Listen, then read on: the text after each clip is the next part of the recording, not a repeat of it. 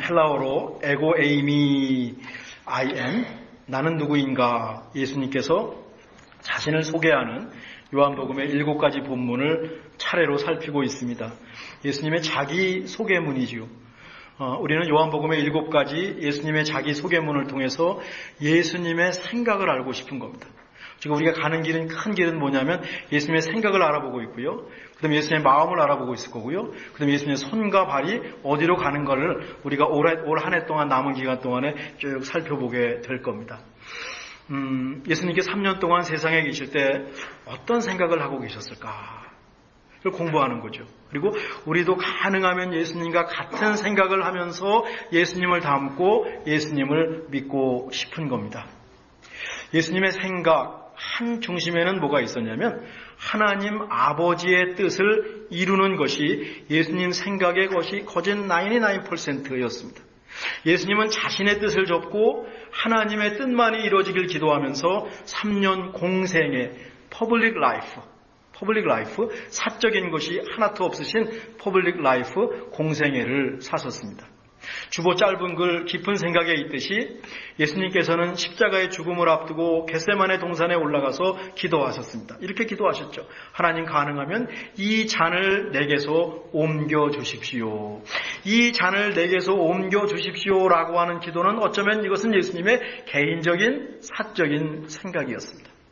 그만큼 예수님께서 지고 가시는 십자가의 무게라든가 십자가 한 점으로 과거와 현재와 미래 모든 인류의 죄가 다 모이는 거거든요. 그 십자가 한 점으로 그 모든 죄의 무게가 얼마나 무거웠으면 그렇게 말씀하셨을까요?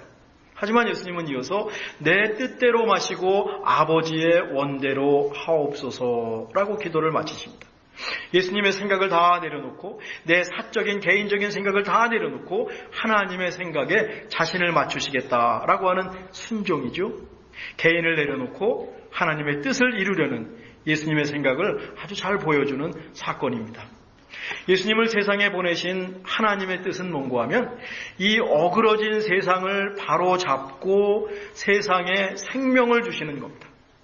예수님의 7가지 에고에이미도 예수님께서 세상에 오신 목적을 잘 설명해 주고 있습니다.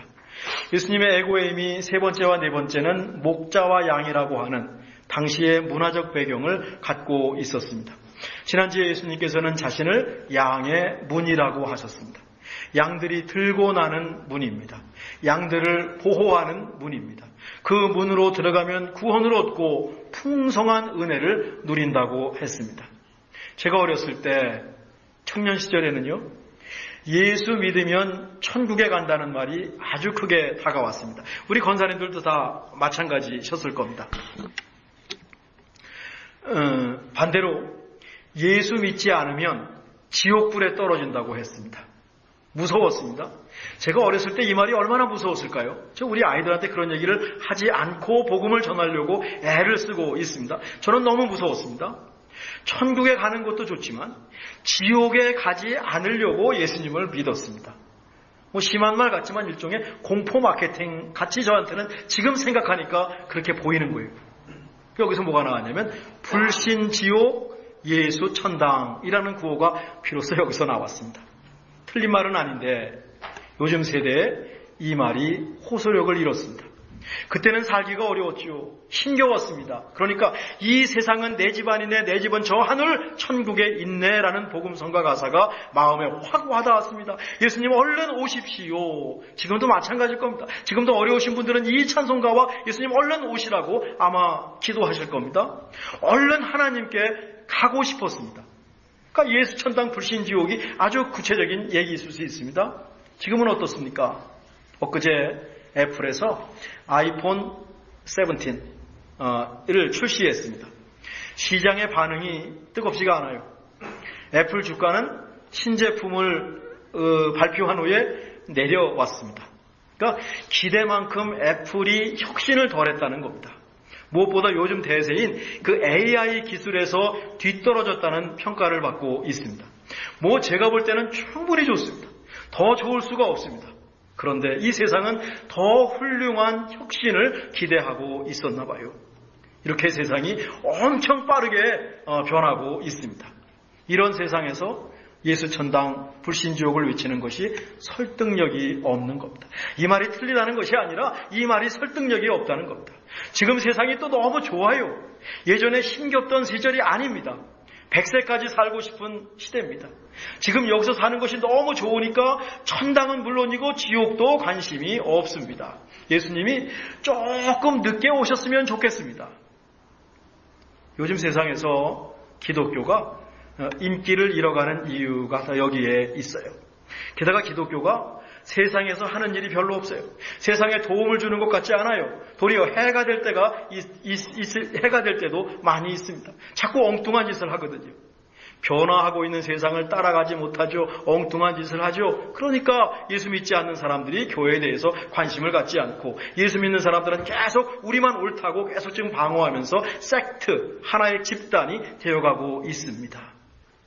손을 놓고 있을 수는 없죠. 손을 놓고 있을 수는 없죠.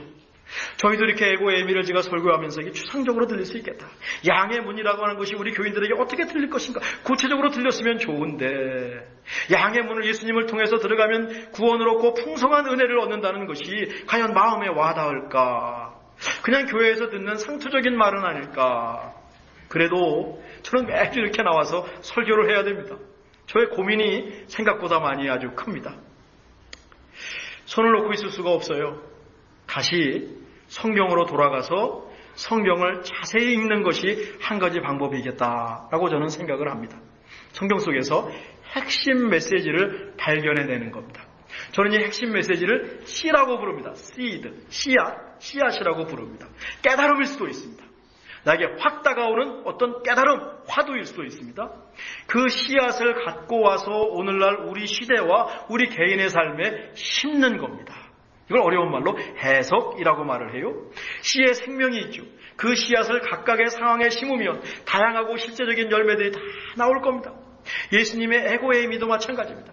양과 목자의 비유가 우리에게 생소해도 그 안에 씨가 있을 겁니다. 핵심 메시지가 있을 겁니다. 우리 각자에게 들려오는 화두, 깨달음이 있을 겁니다. 그 깨달음을 우리 삶에 적용하는 것입니다. 우리 각자의 삶에 씨가 심겨지고 깨달음이 있고 그 씨가 다 나는 겁니다. 한 가지 열매가 나올 필요 없습니다. 한 가지 나무가 나올 필요도 없습니다. 각각의 씨, 각각의 상황에 맞는 열매를 맺으면서 우리가 하나님 말씀을 읽고 예수님을 믿어갈 때 풍성한 은혜가 말씀을 통해서 우리에게 임할 것이다.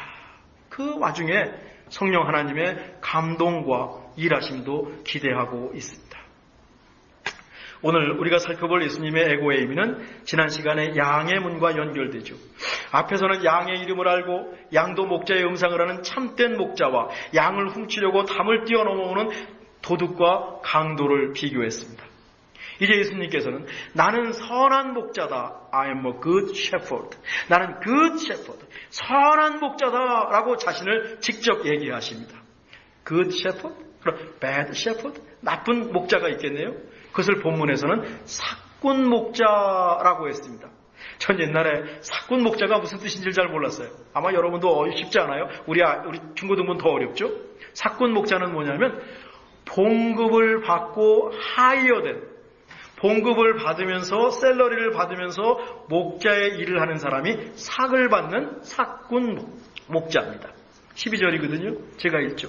사꾼은 목자가 아니요 양도 제 양이 아니라 이리가 오는 것을 보면 양을 버리고 달아나나니 이리가 양을 물어가고 또 해치느니라. 옛날 이스라엘에 봉급을 받고 고용된 목자가 있었던 것 같아요. 이 사람들은 양을 치는 것보다 봉급만 받으면 되는 겁니다. 양이 아니라 돈에 초점이 있는 겁니다. 자기 양이 아니니까 대충 돌보는 겁니다. 이리가 와서 양을 공격해도 양을 구할 생각을 하지 않고 양을 버리고 도망갑니다. 양보다 내 목숨이 더 귀한 겁니다. 진정한 목자가 아니죠. 이것을 사꾼 목자, 고용된 봉급을 받는 목자라고 했습니다. 제가 꽤 오래됐죠. 30년 가까이 된 것 같은데 제가 목회로 부르심을 받고 신학교에 가면서 하나님께 기도한 것이 한 가지 있습니다. 가능하면 교회에서 최소한의 신세만 질 수 있기를 저는 기도했습니다. 제가 최소한의 아주 미니멈 그런 샐러리 받고 살았으면 좋겠습니다. 가능하면 제가 어떻게든지 간에 감당하고 싶습니다. 그리고 제가 만약에 목회하면서 큰 교회에 목회할 생각은 아예 하지도 않았습니다. 그렇지만 그래도 목회하면서 돈을 밝히는 사꾼 목사가 된다면 곧바로 목회의 자리에서 내려오게 해달라고 하나님께 부탁을 드리면서 신학교에 가고 목회를 시작했습니다. 오늘 본문에 기초한 기도였습니다. 지난 25년 목회하면서 이 원칙을 지키려고 나름 노력했는데 글쎄 모르겠습니다. 하나님께서 아시겠죠. 예수님께서 에고 에이미를 말씀하실 때는 당시의 역사적 상황이라든가 성경의 다른 본문과 연결된다고 말씀을 드렸죠.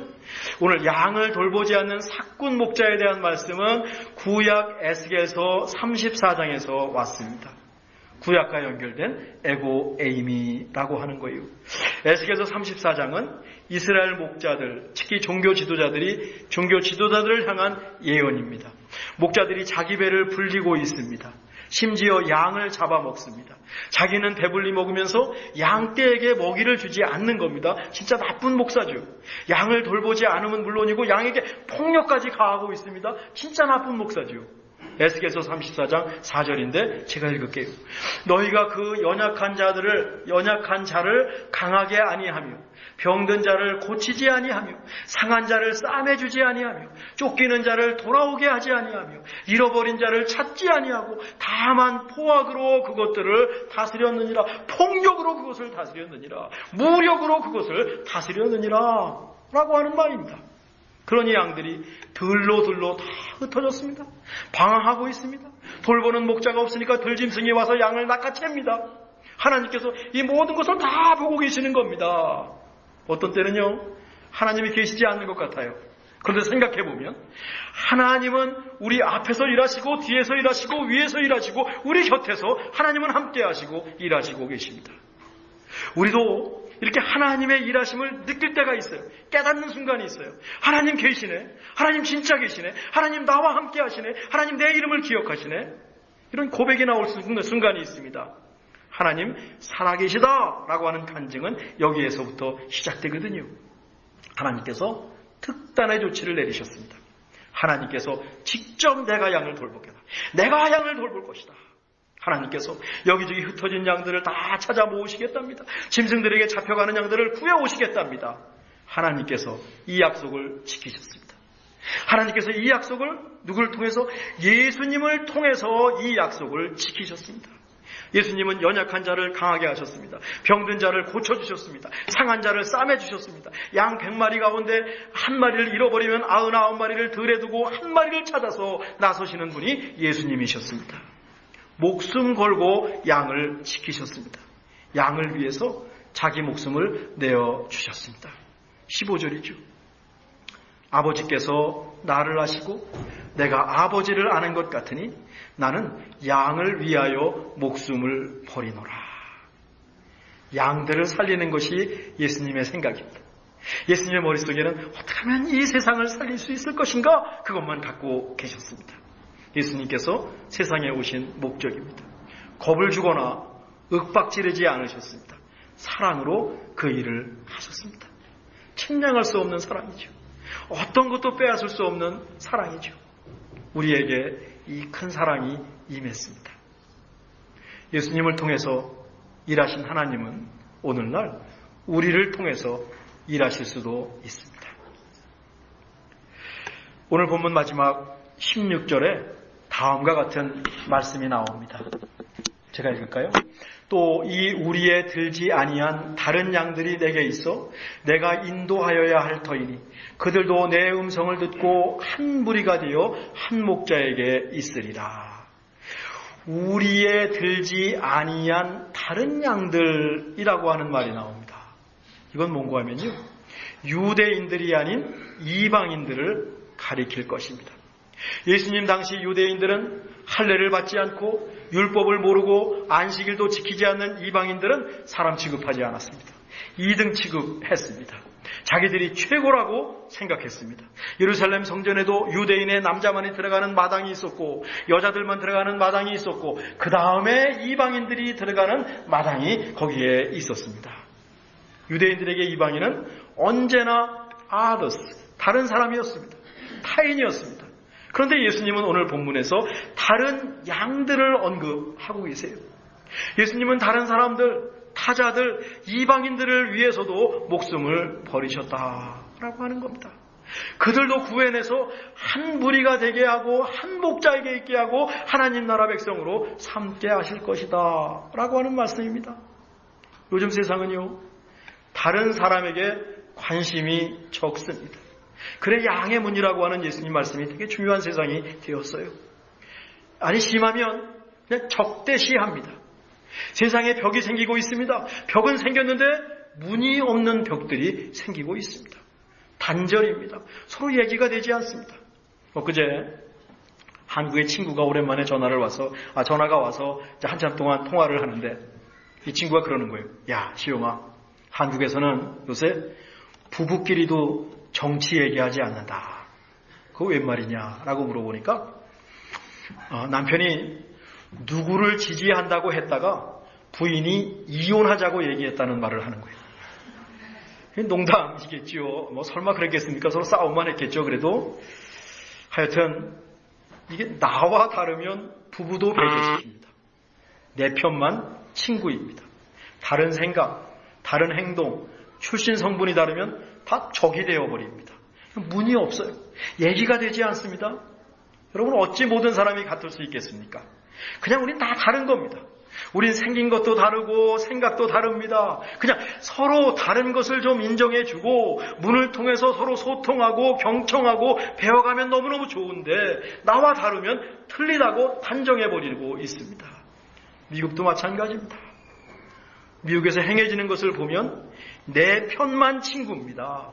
조금만 다르거나 조금만 흠이 있으면 이 땅에 살지 못하게 하고 있습니다. 그 친구가 묻습니다. 이번에 올해는 한국에 안 오냐? 한국에 갈 일이 없다. 그럼 내가 가야 되겠네. 그래 와라. 근데 나 가다가 공항에서 잡히면 어떡하냐. 예수님 당시 유대인들이 그랬습니다. 바리새인들이 그랬습니다. 자기 편이 아니면 다 쳐버렸습니다. 대우하지 않았습니다. 그런데 예수님은 과감하게 우리에 들지 않은 다른 양들도 구원해서 같은 우리에서 보호하시겠답니다. 유대인과 이방인들을 똑같이 대우하고 함께 살배하시겠답니다. 이처럼 예수님은 모든 사람의 선한 목자가 되십니다. 우리가 싫어하는 사람, 우리가 남이라고 생각하는 사람에게도 예수님은 선한 목자가 되십니다. 이것이 하나님의 뜻이고 예수님의 생각입니다. 우리가 다른 사람들을 보듬어 안아야 될 이유가 여기에 있습니다. 나는 선한 목자라. 예수님이 선하신 목자가 되는 것은 그냥 상수입니다. 디폴트 값입니다. 우리가 그것을 두고 뭐라고 할 수가 없습니다. 뭐 믿고 안 믿고는 우리 나름이고 예수님이 선한 목자라고 하는 성경의 말씀은 그냥 상수 디폴트입니다. 예수님은 우리의 이름을 아십니다. 밖에 있는 다른 양들의 이름까지 아십니다. 이것은 변함없는 진리요 사실입니다. 이제 중요한 것은 우리가 예수님의 음성을 알고 예수님의 양이 되어야지요. 예수님과 인격적인 관계를 맺어야 합니다. 우리를 부르시고 우리를 끝까지 사랑하시는 예수님과 커넥티드, 연결되어 있어야 합니다.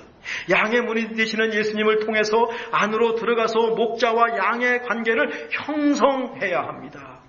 아침마다 로마서 말씀을 읽고 있습니다.